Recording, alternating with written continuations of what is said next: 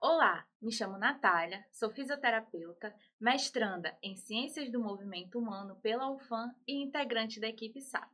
Sejam bem-vindos ao quinto módulo de capacitação no manejo de diabetes na atenção primária de saúde.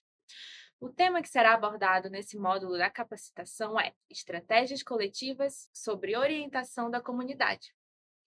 O objetivo desse módulo é que vocês possam compreender a importância das estratégias em grupo para os usuários para auxiliar no controle e manejo da diabetes e para a equipe multidisciplinar. Vamos falar sobre a maneira que vocês, ACS, podem abordar e trazer os comunitários que não aderem aos hábitos saudáveis. E, com isso, ajudá-los a entender que sua participação nessas atividades vai ajudar muito. Na aula de hoje falaremos sobre o que são as estratégias em grupo, objetivo das estratégias em grupo e de que forma são realizadas.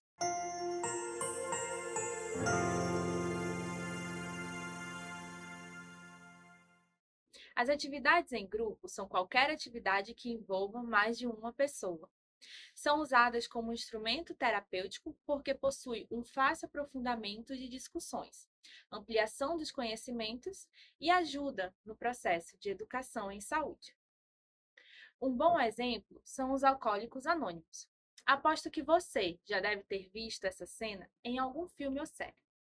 Um grupo de pessoas sentadas em roda, conversando sobre suas experiências de vida.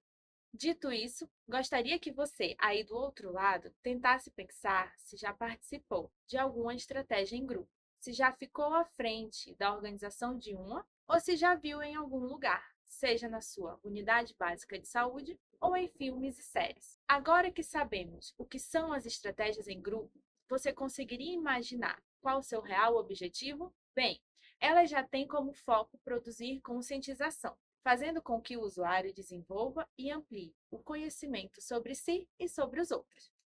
Seus outros objetivos são atingir aquela parte da população que precisa de intervenções que contemplem ações educativas, de aprendizagem de como conviver com a doença ou situação atual, e mudanças de hábitos.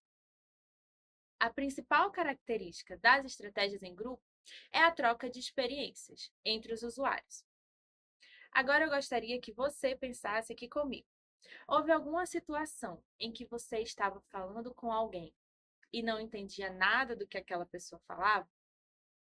Às vezes, as palavras que ela usava eram diferentes, ou então você já experimentou ver algum filme ou série e ele estava em outra língua, onde você não fazia ideia sobre qual o tema de que estava sendo conversado?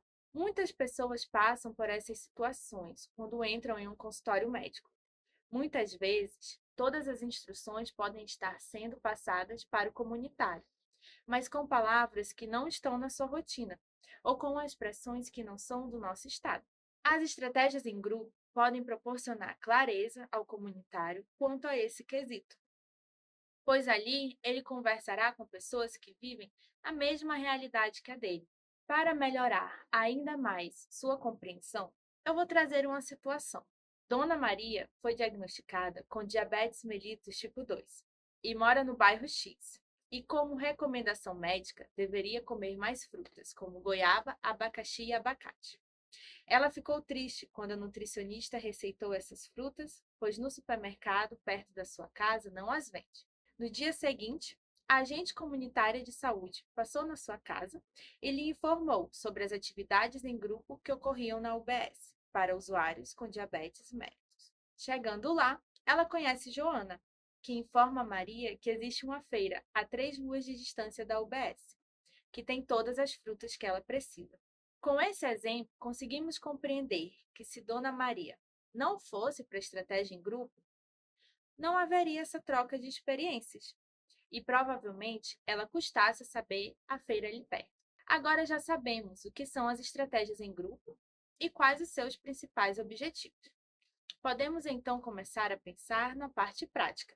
Elas costumam ser realizadas em unidades básicas de saúde e centros de convivência da terceira idade. Os grupos de educação em saúde podem utilizar de diversas estratégias, como as rodas de conversa, em que são ofertados temas para os participantes debaterem sobre suas experiências. Existem as oficinas, onde, além da troca de experiências, são realizadas atividades educativas acerca do assunto, com a produção de materiais. Por exemplo, uma oficina para produzir uma caixa que auxilie os pacientes a separarem os medicamentos diurnos dos noturnos. Quanto ao lugar, é sempre bom visualizar um ambiente onde não haja muito falatório de outras pessoas, nem interrupções. Um lugar onde os comunitários sintam-se à vontade para compartilhar suas experiências e expectativas. Também é interessante que seja um espaço bem arejado, se possível, e não exposto ao sol, tendo em vista a temperatura em que vivemos. Também não podemos esquecer de sempre lembrar ao usuário que ali não existe certo e errado, e que não tem problema ele ter dúvida. Demos como exemplo as rodas de conversa, mas é preciso ressaltar que as estratégias em grupo não se resumem somente a isso, e que um encontro pode e deve ser usado mais de uma estratégia. Além das rodas em grupo, as oficinas são bastante utilizadas. E olha, nem sempre você precisa ficar com toda a parte criativa para si. Você pode estar sempre pedindo sugestões aos usuários sobre o que eles achariam interessante abordar e levar as dúvidas deles como temática de encontros. Depois, você pode dar uma olhadinha na sua cartilha, que tem um exercício para você.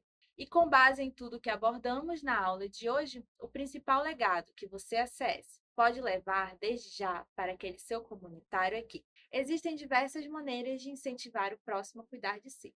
Até a próxima aula!